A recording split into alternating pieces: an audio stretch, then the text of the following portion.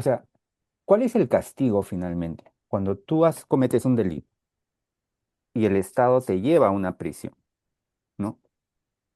¿Hasta dónde llega el castigo? O sea, el castigo implica que tú estás encerrado, pero el castigo implica que tú no puedas tener sexo, por ejemplo. El castigo implica que tú tengas que, por ejemplo, que no tengas derecho a hacer ejercicios, Ujú. ¿no? O sea, ¿qué cosas implica el castigo? Y o sea, las sentencias básicamente te dicen cuántos años tú debes estar en prisión, pero no te dicen, no te dan los detalles de qué cosa implica estar en prisión, ¿no? En el 2007, el periodista peruano Marco Avilés comenzó a escribir un libro de crónicas sobre el penal de mujeres Santa Mónica en Lima, Perú. A través de un año de visitas, Avilés logró humanizar, en 15 historias, cómo la prisión y la violencia sistemática no fomentan la rehabilitación, sino el dolor. Mi nombre es Valeria Morales, periodista y anfitriona de la entrevista de la Sala Book Club. En este episodio, converso con Marco Avilés sobre sus motivaciones para escribir el libro y su proceso de investigación que intenta contestar la siguiente pregunta. ¿Para qué sirven las cárceles? Marco Avilés, bienvenido a la Sala Book Club. Gracias por formar parte de esta conversación. No, a mí de verdad me da mucho gusto, Valeria, poder estar acá en este espacio, así que feliz de conversar de todo lo que quieras. Y vamos a hablar sobre tu libro Día de Visita, específicamente la tercera edición de este libro, el origen, ¿verdad? Y tu proceso de investigación. Y este texto, ¿verdad? Se publica por primera vez en el 2007, luego en el 2012 y en el 2023, donde escribes el prólogo. Y allí cuentas unas cosas que llamaron mi atención, entre ellas que una editorial te invita a trabajar el libro. Y para empezar, quiero que nos sitúes en términos geográficos y también en el contexto en ese momento, ¿verdad? Quiero iniciar preguntándote qué estaba pasando en el penal Santa Mónica y por qué te interesó escribir sobre esta cárcel de mujeres. Sí, pues mira, poniéndonos en contexto, esto es el año 2006 más o menos, y yo estaba haciendo en esa época periodismo desde una revista que se llamaba Etiqueta Negra, ya no existe, pero era una revista como importante de crónicas, reportajes, y yo era como editor allí, y era una época en que mis colegas, Gabriela Wiener, por ejemplo, Daniel Titinger, había muchos, ¿no? Y en otros países, por ejemplo, Juan Pablo Meneses, Leila Guerriero era un poquito mayor, ¿no? Pero era una época en que muchos colegas estaban publicando libros de crónicas, ¿no? Entonces yo era más joven que estas personas, pero también tenía como ese interés, ¿no? De poder como trabajar un libro, como un proyecto largo, ¿no? Y admiraba pues a mucha gente, como, o sea, Leila, pero en esa época también estaba como Caparrós, mucha gente, ¿no? Que ya estaban publicando varios libros. Entonces, em, había una editorial, bueno, hay una editorial que es Alfaguara, tenía un sello, Santillana, perdón, Aguilar, y ellos me invitan a conversar para ver qué proyectos tenía, ¿no? Y en ese momento, pues, la verdad como que me agarraron frío. Yo tenía muchos proyectos, yo estaba como escribiendo mucho sobre los Andes, sobre la Amazonía, pero recién estaba como explorando eso, ¿no? Y me dijeron, mira, ¿por qué no vas y exploras un poco temas y nos volvemos a reunir, ¿no? Y uno de los editores me dijo, pues quizás el penal, ¿no? Quizás la cárcel de Santa Mónica, porque, y esto es una cuestión importante, el Perú es un gran exportador de cocaína, ¿no? Como Colombia, Bolivia, ¿no? Y una característica importante del Perú en temas noticiosos es que, por lo menos en esa época, ¿no? Es que muchas personas, sobre todo mujeres, caían detenidas en el aeropuerto cuando trataban de sacar cocaína en maletas, ¿no? A veces en su propio cuerpo, eh, y muchas veces también como dentro de su organismo, porque se como tragaban unas cápsulas de látex, ¿no? Y entonces me acuerdo que esto era como una cosa súper espectacular siempre, porque los policías querían siempre demostrar que tenían la mejor tecnología para detectar. a estas personas que sacaban cocaína, ¿no? Entonces siempre estaba en las noticias, pero una cosa interesante era que el tráfico de cocaína era súper cosmopolita, porque caían detenidas, por ejemplo, mujeres de Rusia, de Holanda, de Estados Unidos, de Filipinas, de todo el mundo.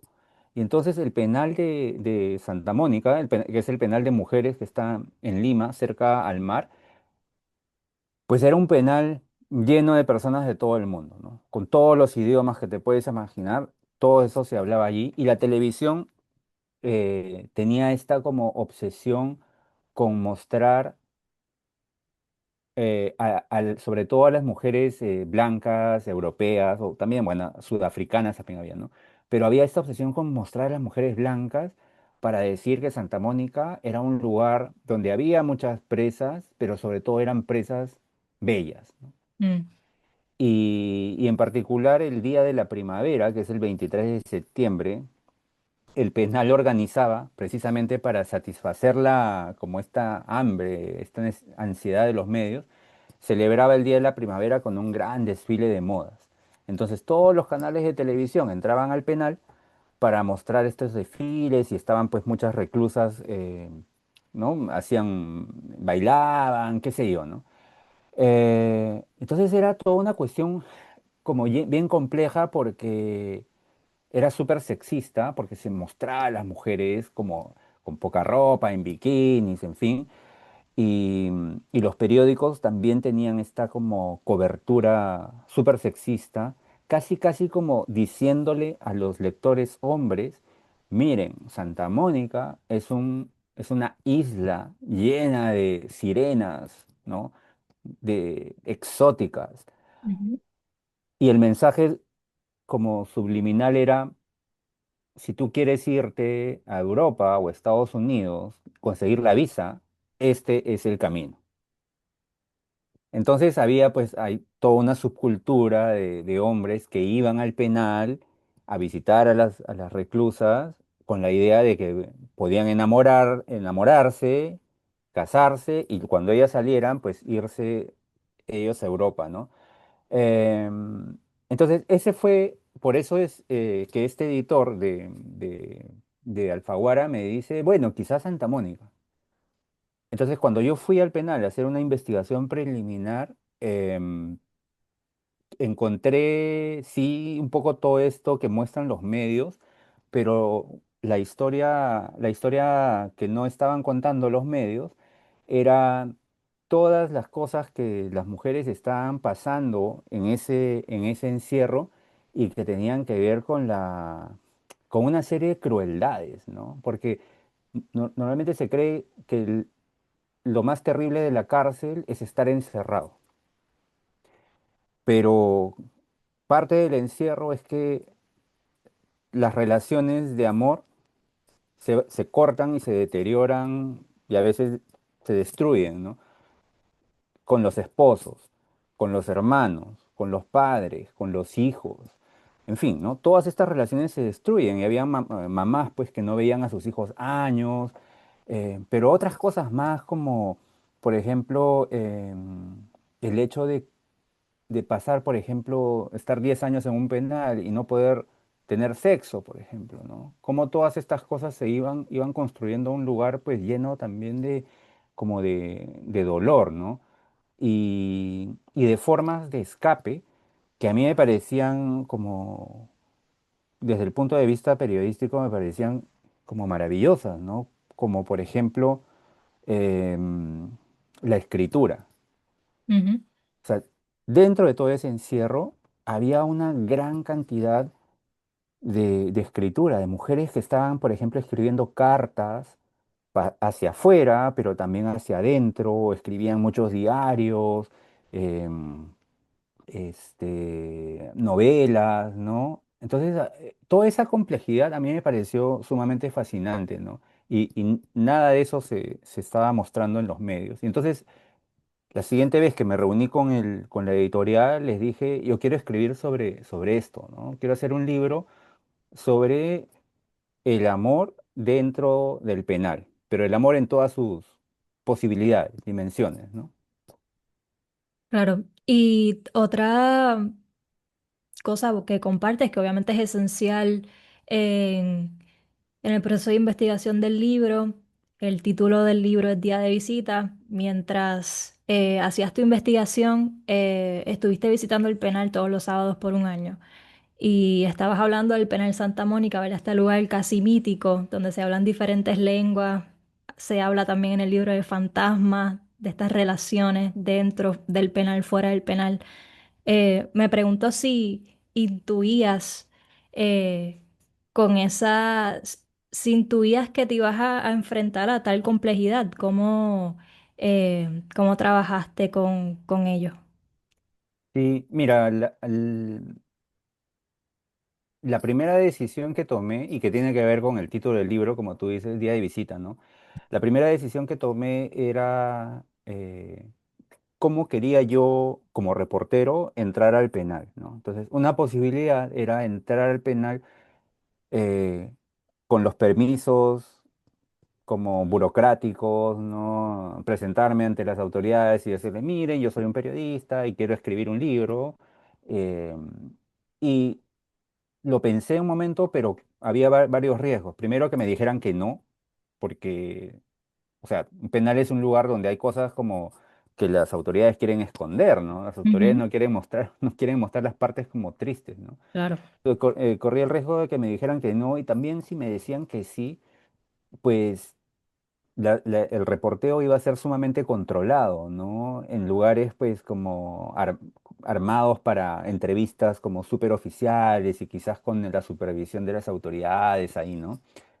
Probablemente iban a elegir, las autoridades iban a elegir a quién yo debía entrevistar, ¿no?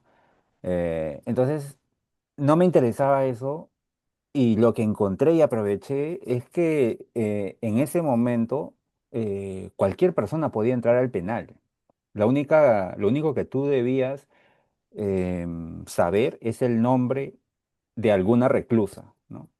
Entonces, tú ibas, hacías una cola larga para entrar al penal y luego en la mesa de registro dabas el nombre, yo voy a visitar a Valeria Morales, ¿no? Y ellos Ujú, simplemente ponían tu nombre y entrabas y estabas allí dentro del penal. Y eso fue lo que yo hice, ¿no? Y un día, y esto es importante, ¿no? Haciendo la cola, encontré a un amigo que estaba haciendo la cola, alguien que yo había perdido el contacto, ¿no? Y me contó que su esposa estaba presa. Él era como, él es chamán, hace como curación a través de la ayahuasca, que es esta planta de la Amazonía, ¿no? Y su esposa ujú, estaba adentro porque por una cuestión al final salió libre, inocente, pero la policía creía que ellos traficaban heroína. Al final se descubrió que eran inocentes, pero ella estaba presa dentro, Capulana se llama, y ella me fue presentando a sus compañeras, ¿no? Eso fue como un golpe de suerte, digamos, para el libro, un buen golpe de suerte que yo tuviera este contacto. Entonces, los días de visita, cuando yo iba a reportear, con mi papel y un lapicero, eh, pues Capulana me fue presentando a sus compañeras y estas compañeras me fueron presentando a otras compañeras. ujú, Entonces el reporteo fue mucho, se sintió más como una relación como más horizontal, menos, no era para nada burocrático, ¿no? Yo siempre decía que era periodista, siempre les dije, estoy escribiendo un libro. Y con el tiempo esto se volvió bien como bien interesante porque como yo iba todos los sábados, o sea, la gente ya sabía, ese es el periodista que está haciendo su libro, ¿no? Y yo creo que hasta las mismas vigilantes del penal sabían, pero ya pues era como parte un poco de todo el paisaje, digo, ¿no? Y eso fue como, eso es parte esencial del libro, ¿no? Que está construido a partir de estas visitas semanales, ¿no?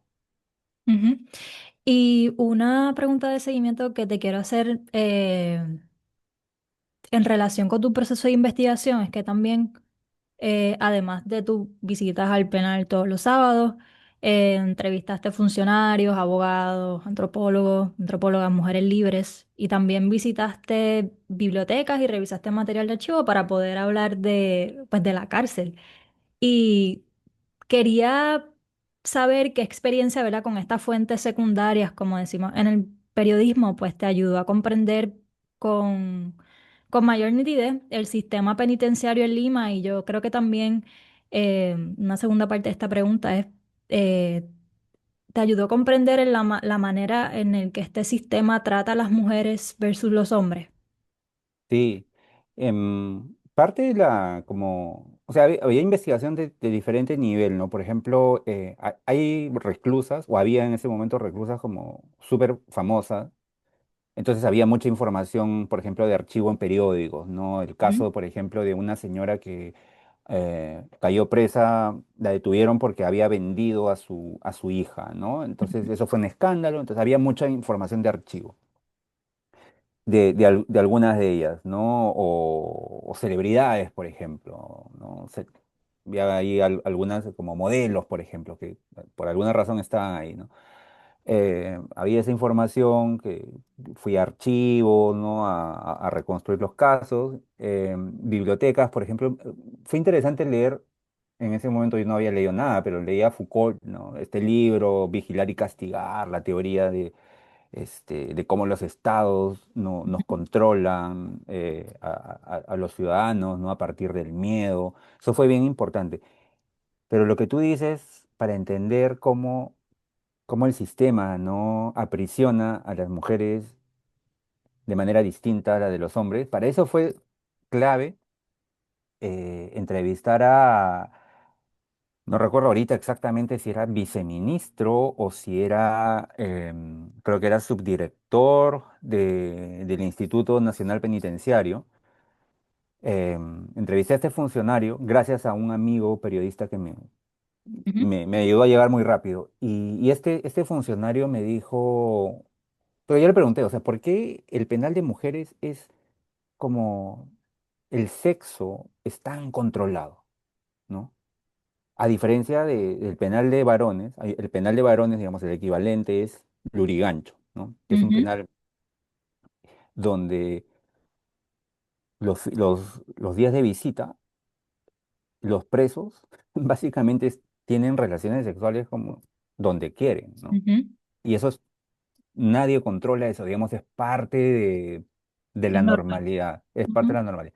En el caso de las mujeres, las reclusas, para poder acceder a una habitación, que le llaman el adonisterio, ¿no? Para poder acceder a una habitación durante 2 horas con su pareja, con su esposo, tienen que hacer un trámite que en esa época podía durar como 6, 9 meses, ¿no?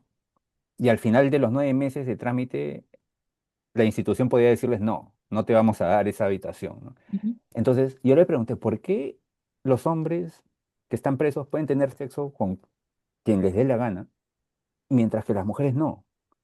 Y me dijo, pues fácil, porque las mujeres se embarazan y los hombres no se embarazan. Entonces, si nosotros hacemos que las mujeres tengan sexo, vamos a tener acá un penal lleno de niños. O sea, me lo dijo así con esa crueldad, digamos, no con esa crueldad, pero digamos con esa honestidad, con esa franqueza, ¿no? Y eso me ayudó como a entender muchas cosas del penal, porque efectivamente muchas reclusas están con sus procesos judiciales, ¿no? Porque todavía no están sentenciadas, entonces tienen que ver abogados, ¿no? Están como reuniendo pruebas para poder asistir a sus audiencias con los jueces. Pero por otro lado, en paralelo, están haciendo su trámite para poder tener sexo con sus esposos, ¿no? ujú, Entonces hay un doble trámite, como hay una doble presión, ¿no? Y eso fue como clave, pero al mismo tiempo como te hace preguntas mucho más, te lleva a preguntas incluso más como hasta filosóficas, ¿no? Y conversaba de esas cosas con varias de las reclusas, ¿no? O sea, ¿cuál es el castigo finalmente? Cuando tú cometes un delito y el Estado te lleva a una prisión, ¿no? ¿hasta dónde llega el castigo? O sea, el castigo implica que tú estás encerrado, pero el castigo implica que tú no puedas tener sexo, por ejemplo. El castigo implica que tú tengas que, por ejemplo, que no tengas derecho a hacer ejercicios, Ujú. ¿no? O sea, ¿qué cosas implica el castigo? Y o sea, las sentencias básicamente te dicen cuántos años tú debes estar en prisión, pero no te dicen, no te dan los detalles de qué cosa implica estar en prisión, ¿no? No te dicen, por ejemplo, en el caso de Santa Mónica, ¿no? Cuando tú entras, los primeros meses, tú no tienes un espacio para ti, no tienes una cama, no tienes un colchón. Tú tienes que dormir en el piso durante 2 meses en una habitación rodeada de otras personas, como 60, 70, 80 personas en una habitación chiquita, ¿no? Pero eso es donde en ningún lugar la sentencia especifica ese tipo de tortura, ¿no? Claro. Y, y eso es interesante. O sea, cuánto dolor involucra estar en prisión, pero que no está, esos dolores no están explícitos en ningún lugar, en ningún documento, ¿no? Eso es, por ejemplo, una de las cosas que en muchas de las historias como va saliendo, ¿no? Porque las presas van sufriendo diferentes torturas según también su personalidad, según su origen, ¿no? Hay una, por ejemplo, hay una reclusa alemana, Ujú, obsesionada con la limpieza, ujú, le gustan las colonias, ¿no? De hecho, viene de la zona de Colonia de Alemania, y para ella era una tortura el baño del penal, donde hay solamente 4 sanitarios para 200 personas por pabellón. Entonces ella decía, esto es como un infierno, pero esa parte, ¿no? Para otras, por ejemplo, la tortura era eh, no poder besar o abrazar a sus novias, porque ujú. ¿no? Muchas reclusas tienen sus parejas dentro del mismo penal, Claro. pero cuando las besan, vienen las vigilantes y pues las golpean, en fin, ¿no? Ujú. Entonces, esa dimensión como de los castigos adicionales fue súper fascinante de explorar también, ¿no?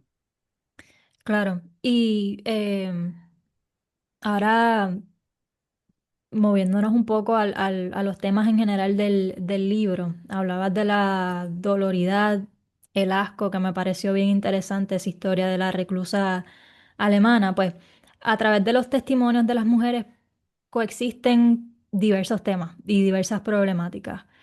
Yo creo que los más grandes, obviamente, la violencia sistemática, la violencia de género, la depresión, la maternidad, el amor, la fe, la intimidad, etcétera. Y no sé si reflexionaste en esto o estabas pensando en esto dentro del curso eh, de la investigación del libro y de las entrevistas o luego, pero ¿cómo crees que todas estas historias dialogan entre sí para, digamos, revelar una imagen más amplia de la realidad en la que viven estas mujeres en el penal Santa Mónica? Sí, yo creo que en un momento, por ejemplo, sobre todo cuando pasaron los años, ¿no? Yo me preguntaba cuál era por ejemplo, cómo afectaba mi mirada de hombre Mm, este tema tan doloroso sufrido por mujeres, ¿no? O sea, ujú. cómo afectaba y si yo realmente debía haber escrito este libro, si más bien este libro debió haberlo escrito una mujer. O sea, todas estas preguntas iban, ¿no? Conforme también pasan los años, pues y hay otros momentos que te hacen reflexionar, el caso del Me Too, el caso Claro. ¿no? De George Floyd, estas cosas como estos grandes awakenings, ¿no? Ujú, Pero de pronto también, o sea, pienso que, y eso es algo que aparece en algunas de las historias, ¿no? Muchas de estas personas están atrapadas en sistemas que están controlados principalmente por hombres, muy violentos. La cárcel, eso es uno, pero, por ejemplo, las reclusas que han caído por intentar sacar cocaína, forman parte de organizaciones que son controladas por hombres también. ujú, Y una cosa que, bueno, que descubrí ahí, ¿no? Conversándolo, era que es que cuando, o sea, estas organizaciones envían a muchas personas a través de los aviones sacando cocaína, pero saben cuántas personas tienen que caer presas para que las demás puedan salir, ¿no? Es un diseño como perverso, ¿no? Es como, miren, vamos a tener a 20 mujeres en este día saliendo por el aeropuerto y estas cuatro son las que van a caer, ¿no? Y a veces se dice que muchas de estas organizaciones les dan estos nombres, les dan la información a la policía, porque es un poco como la cuota, ¿no? Ujú, Pero entonces son varios sistemas masculinos. Este sistema de las organizaciones de tráfico, el sistema de los penales, las autoridades, tantos sistemas. Y para mí era como, creo, luego analizando ya mi propio trabajo, yo también me sentí un poco como como siendo como una especie intentando ser como una especie de bisagra, ¿no? Mi mirada masculina también puede ser importante en tanto ayuda a cuestionar estos sistemas como patriarcales que están presionando a a las reclusas, ¿no? Por eso me parecía importante también enfocarme, además de de las reclusas, también enfocarme en los hombres que van a visitarlas. Y de hecho el libro empieza con la historia de un hombre que está ujú, yendo a visitar a una reclusa, porque eso es lo que hace, ¿no? Va a los penales, enamora a las reclusas, les lleva cosas, ¿no? Les lleva como regalos, y cuando ellas salen, pues él también como se aprovecha de ellas, ¿no? Entonces, yo creo que eso, por ejemplo, me pareció como algo, ya analizando al Marco más joven como ujú. reportero, dije, wow, esto creo que es algo como útil, importante, que hiciste, ¿no? Total. Am, y ahora quiero discutir una de las historias contigo. Previamente habías mencionado el caso de la reclusa alemana y el tema del asco, pero hay uno entre tantos, porque yo creo que todas las historias son potentes, pero hay una historia específicamente que la titulas El reposo de la piraña, que yo creo que muestra de manera explícita, ¿verdad? Esta violencia sistemática, violencia de género, eh, que viven las mujeres en general, pero obviamente específicamente del penal Santa Mónica. La historia es de una mujer que se llama Jessica Peña. Me gustaría que explicaras primero el concepto de piraña en Perú, Ujú. ¿verdad? ¿De dónde viene? Y cómo se afecta la vida de esta mujer. Sí, pues mira, piraña o pirañita, ¿no? Ujú, Es un término, bueno, piraña es este pez de la Amazonía que es como terrorífico porque es un pez carnívoro, ¿no? Y hay creo que hasta películas antiguas, ¿no? Pirañas asesinas, ¿no? O sea, la idea es que si tú entras a un río donde hay pirañas, pues las pirañas te van a comer, ¿no? ujú, Entonces, en la Lima de los años 80, sobre todo, se popularizó este término para describir a los niños y niñas de la calle, niños y niñas huérfanos o que han huido de sus hogares y que viven en las calles del centro de Lima. Y había este temor, ¿no? Como parte un poco como del mito de que estos niños, pues si tú ibas caminando por ahí por la noche, te podían como, básicamente como las pirañas de los ríos, ujú, como arranchar todo, ¿no? La ropa, el reloj, la billetera, en fin, ¿no? Y se les llamaba cruelmente como pirañitas, ¿no? Entonces, Jessica Peña era una niña que huyó de de su hogar también por la violencia, ¿no? Que había en su hogar. Ella huyó y se puso a vivir en la calle y viviendo en la calle, pues no solamente robaba, sino también como eh, experimentó como drogándose con pegamento, ¿no? Con ujú, Terocal, ¿no? Y cuando ella recordaba esta etapa, ¿no? Ella en el penal, ¿no? recordaba esa etapa, una cosa que me decía era poética, dolorosamente poética, ¿no? Es que para ella muchos de estos años los recordaba como si fuesen una bruma, ¿no? Como si fuesen un sueño, Mm, como haber vivido entre nubes, ¿no? Porque estos niños están pues como sumamente drogados, es realmente triste, ¿no? Pero bueno, como parte de esa experiencia, a ella, un chico o un adolescente al que ella rechaza, ¿no? Ella lo rechaza, no quiere ser novia de este chico, de este adolescente. El adolescente en venganza le corta la cara con un cuchillo, ujú, con una botella, ¿no? Y le hace una cicatriz terrible, ¿no? Y entonces Jessica vive el resto de su vida como marcada por esa cicatriz, ¿no? Como esa cicatriz que para ella la volvía fea, la volvía no solamente, o sea, además de fea, como peligrosa todavía, ¿no? mm, Entonces ella recuerda, por ejemplo, que cuando le cortan la cara, ella va donde a una farmacia y el dueño de la farmacia como que le da miedo, pero le tira mm, como unas pastillas, ¿no? Jessica vive marcada por esa cicatriz hasta el momento en que yo la conozco en el penal, que ella es una mujer ya como, no sé, 40 años, 45, tiene hijos, ¿no?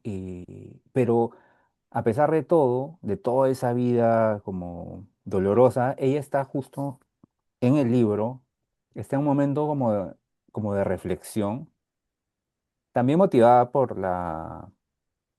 porque ha conocido gente que forma parte como de una iglesia, ¿no? Hay una iglesia dentro del penal, cantan, en fin, ¿no? ujú, Pero es la iglesia, es la religión, pero también es la amistad y la posibilidad de haber conocido a otras personas que la escuchan, ¿no? Entonces ella está en un momento de reflexión y está también como aceptándose a sí misma como es ujú, y como un poco como conociendo una forma de orgullo, ¿no? Como, bueno, esta soy yo y no me da vergüenza ahora porque esta cicatriz no me la provoqué yo. Esta cicatriz es producto de todo este sistema, ¿no? ujú, Sí, y la historia me acuerdo que eso es algo como bonito, ¿no? Es cuando Jessica vendía caramelos dentro del penal, porque las reclusas hacen mil cosas ahí, ¿no? Para ganar dinero, ¿no? Algunas trabajan en la cocina, otras hacen como artesanías. Entonces Jessica vendía caramelos, vendía cigarros y ella caminaba, perdón, caramelos, cigarros no, ella no quería vender cigarros. Ella vendía caramelos alrededor del penal y yo caminaba junto con ella, ¿no? Dábamos vueltas y vueltas, ¿no? Y en esas vueltas ella me iba contando toda su historia, ¿no? Eh, pero eso es más o menos un poco lo que puedo como recordar de esa experiencia. A mí era como, o sea, me parecía súper conmovedora la historia y todo, pero a mí me parecía como un personaje como fantástico, ¿no? O sea, es mm. una persona que ha vivido tanto, tanta violencia y que de pronto está en una actitud de como reflexiva y de poder decirte, de poder compartir un poco su sabiduría, ¿no? Eso me parecía como maravilloso de. Sí, algo también que me llamó la atención de la historia de Jessica, obviamente, eh, cómo, cómo la cicatriz, digamos, dentro de este marco de causa y efecto, o sea, la marca en el sentido literal, pero luego no puede conseguir trabajo porque la rechazan debido a Claro, la cicatriz, ¿no? Y de momento narras en la historia que ella estaba casada, tenía hijos, pero que el oficio, digamos, de la casa es robar, porque no, primero no conocen otra manera de ganarse la vida y dos, pues debido a al rechazo, pues tienen que, eh, tienen que inclinarse a esa manera de vivir. sí. Y eso como, creo que en algunas historias aparece un poco eso, ¿no? O sea, esta, lo que llamamos como delito parece como un hecho extraordinario, ¿no? Es como las personas vivimos vidas normales y de pronto cometemos delitos y tenemos que pagar por esos delitos. Pero muchas personas como Jessica viven en un sistema Ujú, exacto. donde la vida misma está sumergida en el delito, pero muchas veces contra su propia voluntad. Entonces, no es que roban y deciden, "Oh, hoy día vamos a robar, porque no tenemos con qué vivir y hoy día vamos a robar". No, sino que viven, o sea, es un oficio, ¿no? Ujú, Es un trabajo ujú, y no es un trabajo como de supervivencia, sino es un trabajo o sea, que tiene sus propias rutinas, ¿no?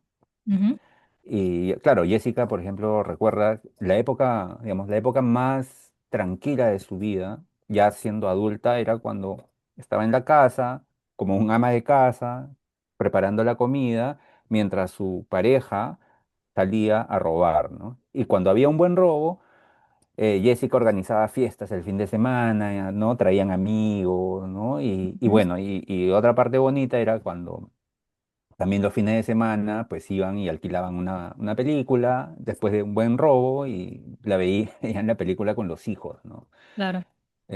Pero es de manera también como, por ejemplo, hay muchas como zonas en el Perú donde la principal economía es el narcotráfico Ujú, y todo gira en torno a esto, ¿no? O sea, las personas nacen, crecen, se casan, tienen hijos dentro de una economía dominada por el narco, ¿no? ujú.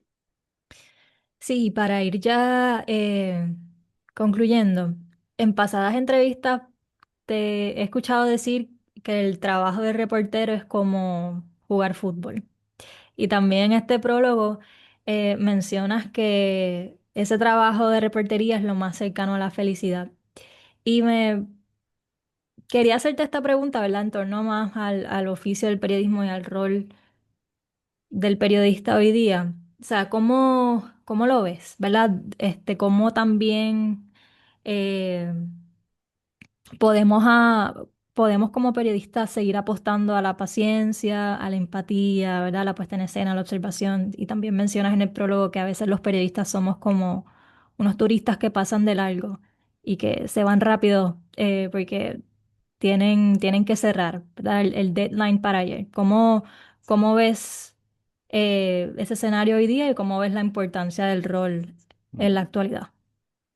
Uf, eso es una como, como la pregunta del millón, ¿no? Porque, Ajá. bueno, mira, a mí me ha tocado ver como, pucha, la transformación del periodismo desde cuando empecé hasta ahorita. O sea, lo que yo he visto, cómo he experimentado o sea, yo he logrado trabajar en un periódico, de estos periódicos con muchísima gente y donde, pues, cada día es una aventura. Tú llegas al periódico, el periódico te asigna una camioneta con un Ujú, conductor, con un fotógrafo, y el día a día es básicamente explorar la ciudad en busca de como de noticias, ¿no? Eh, o sea, he visto eso y he visto la transformación del periodismo hasta el momento en el que estamos ahora, donde esos mismos periódicos básicamente ahora son dos, tres, cuatro personas trabajando con inteligencia artificial, ujú, súper explotada. Pero el rasgo principal es que ya casi no salen a la calle, ¿no? claro.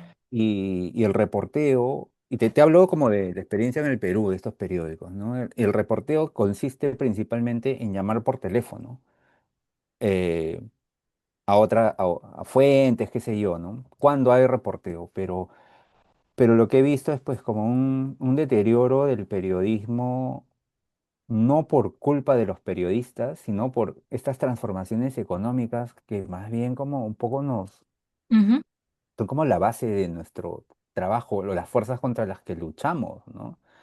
La transformación tecnológica, etcétera. Entonces, a veces me siento como muy privilegiado de haber podido experimentar esa parte del periodismo y eso me hace como un poco más detenerme para, antes de condenar a los periodistas ahora, porque hay Ujú, una condena terrible, todo el tiempo se culpa a los periodistas de que las cosas están mal, ¿no?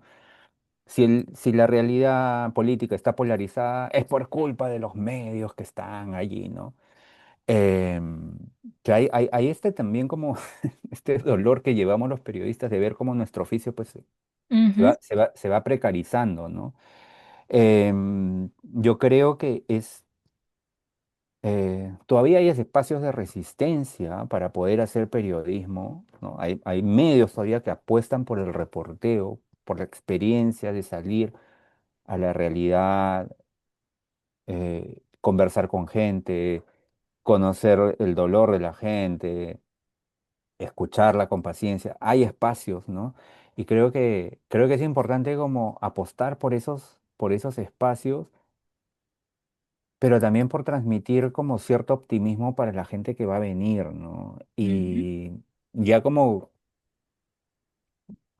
conforme pasan los años me doy cuenta un poco de eso, ¿no? De que hay que preocuparse por la gente que va a venir, por los jóvenes que todavía quieren hacer periodismo, ¿no? Y decirles, o sea, sí es posible.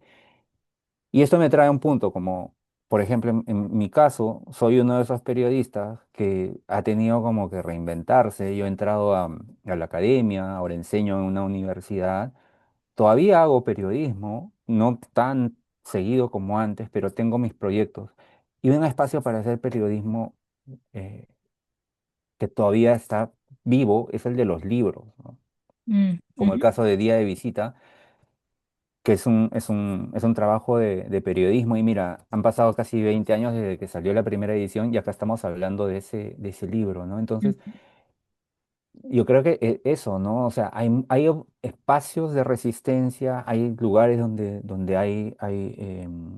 donde se puede como todavía sentir y tener optimismo, pero creo que también hay una pelea que dar todo el tiempo por nuestra propia profesión, ¿no? Sí. Am, y yo creo que, o sea, te hago la pregunta porque, digamos, es a- para que me ayudes a entenderla.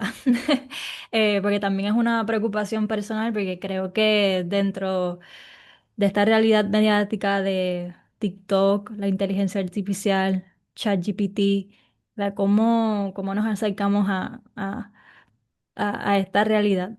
Pero sí, yo creo que apostar por la, esa paciencia, esa empatía, la puesta en escena, creo que no sea, es más relevante que nunca, en mi opinión.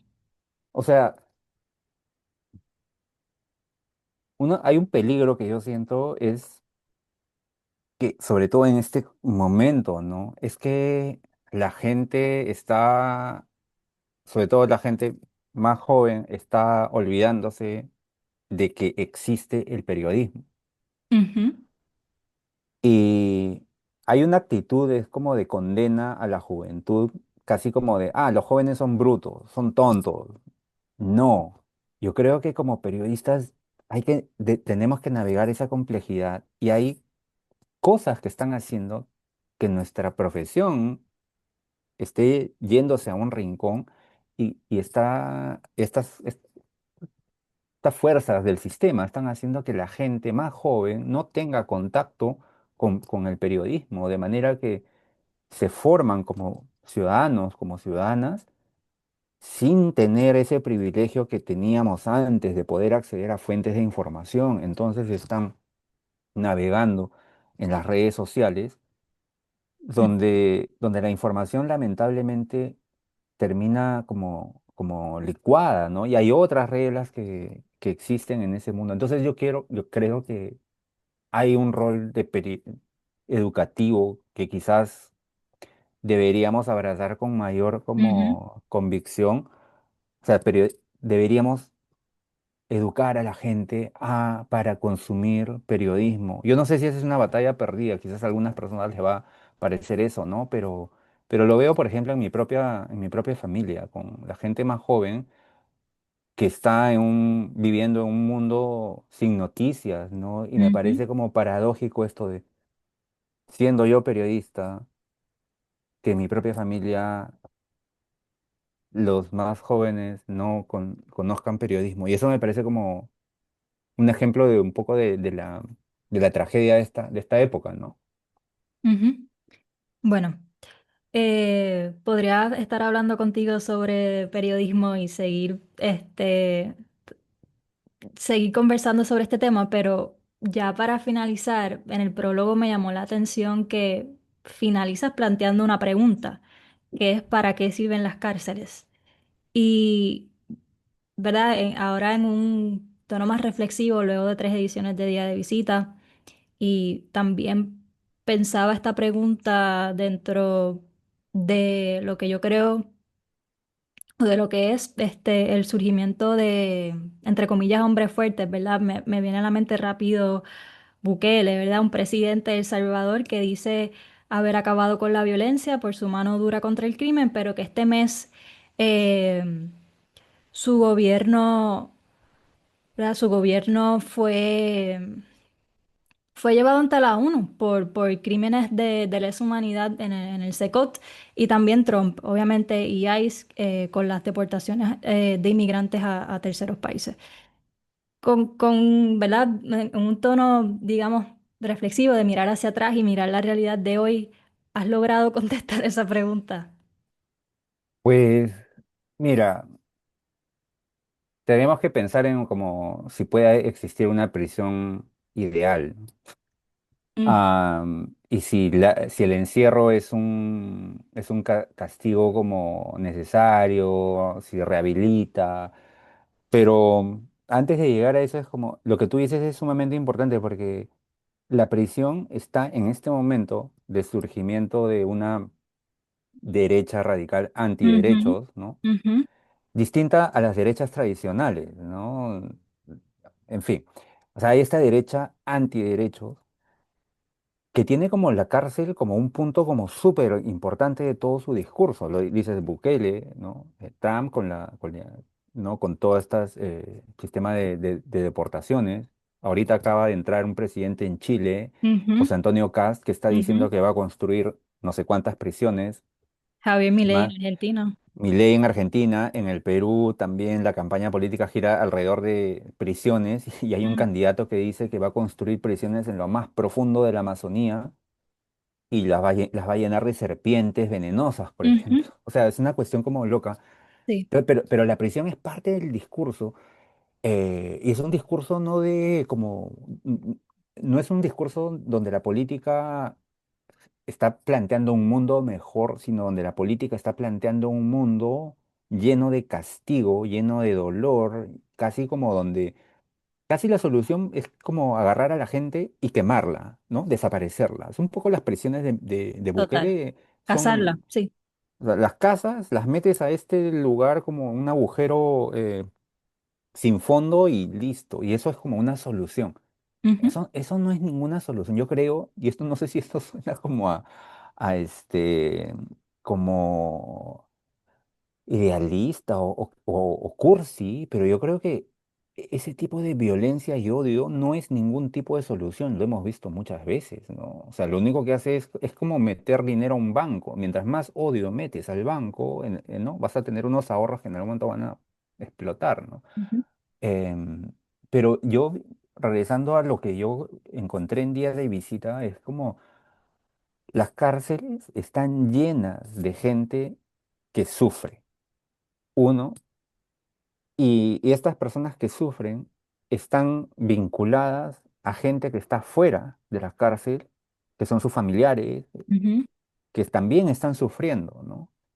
Entonces, tener más cárceles, más gente en la cárcel, ¿no? Cárceles más grandes, lo único que va a producir es más sufrimiento, ¿no? Yo creo que las cárceles, conociendo un poquito de ellas, no son ninguna solución.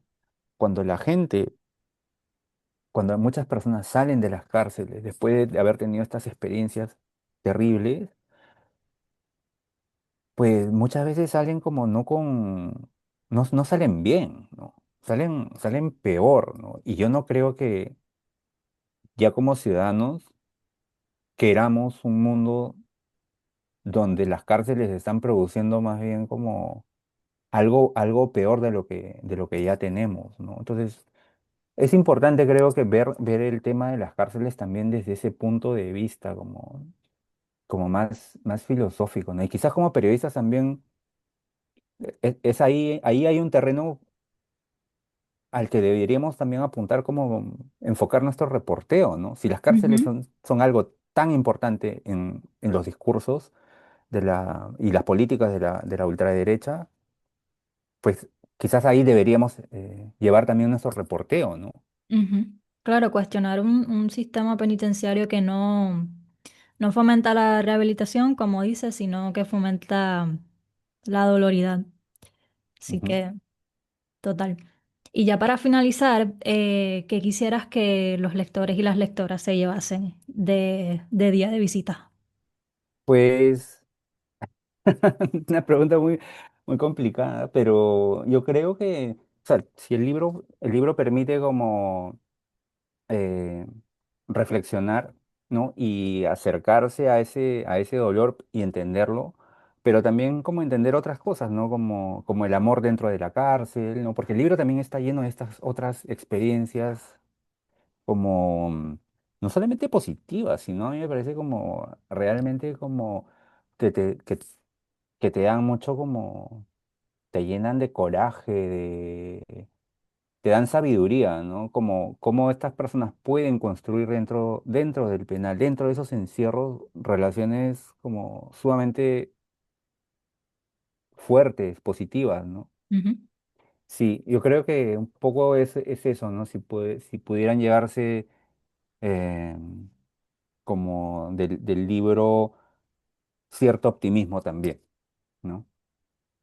Bueno, Marco Avirek, muchísimas gracias por sacarte tu tiempo para conversar conmigo sobre tu libro, Día de Visita. Así que muchísimas gracias.